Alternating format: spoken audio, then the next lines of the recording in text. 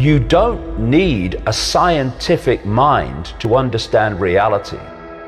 You need a free one. The human disease is ignorance, because the system has made them ignorant.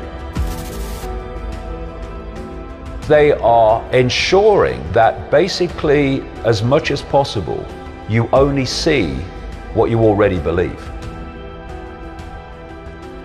Ignorance is still a choice. They're trying to make it no longer a choice by suppressing alternative information. But still, now, ignorance is a choice.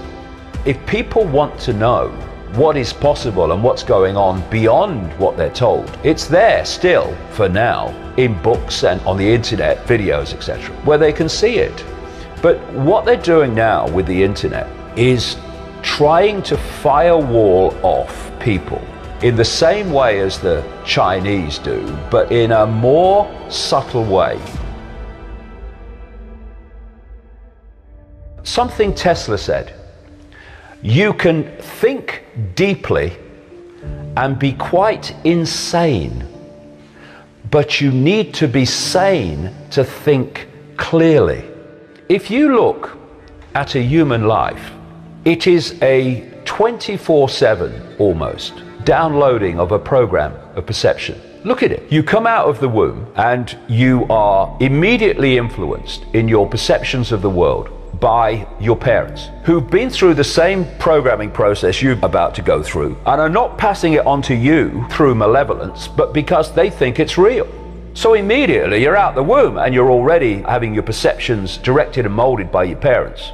Then 3, 4, sometimes 5 years only after you enter this reality, you're sitting at a desk and an authority figure called a teacher is telling you at least 5 times a week, hours and hours a day, what is, what isn't, what's right, what's wrong, what's possible, what's impossible, what's happened, what's not happened. And in terms of control, they're telling you when you have to be there, when you can leave, when you can eat, when you can talk, when you can go to the toilet. You've only just arrived and this is going on. And then all the way through your formative years, right into your teenage years, this download of the state's version of reality is going on.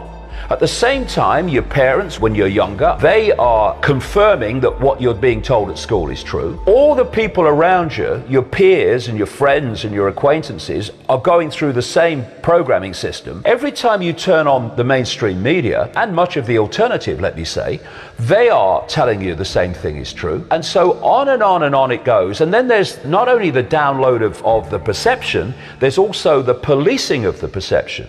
If you challenge what you're being told at school, then you are a disruptive influence in the classroom. If you question what I call the postage stamp consensus, what this download is telling us to believe in terms of its narrowness of possibility, then your peers ridicule you or call you crazy because you're challenging this norm. Next stage, you go into the adult world. You go into politics, you go into journalism, you go into medicine, you go into science, you go into the corporate world, you go into education to be a teacher or an academic. And what are you taking in to those institutions? The core programming that you've been downloading since the day you were born. Actually before, in the womb, through the mother as well, perception programming. All the way through your life, you are being bombarded with a sense of normality and a sense of the possible and a sense of reality, which is so powerful in controlling people's perceptions. This is what you're dealing with. You're dealing with people who are so programmed, they cannot literally think outside of it. So, as Tesla said, they can think deeply within the program, but they can't think clearly, so they see beyond the program. Why do animals know when an earthquake's coming? Why do they know when there's a storm coming before humans do? Because they haven't been to school. They don't read the local newspaper and watch the mainstream media. They've not got peer pressure all the time to desensitize them from the wider field and focus them only in a tiny band of it. Because everything is energy in the end, everything is waveform energy in its base form. When you start to expand your awareness into the greater field, you're expanding your awareness into greater understanding, into greater insight, into greater knowledge.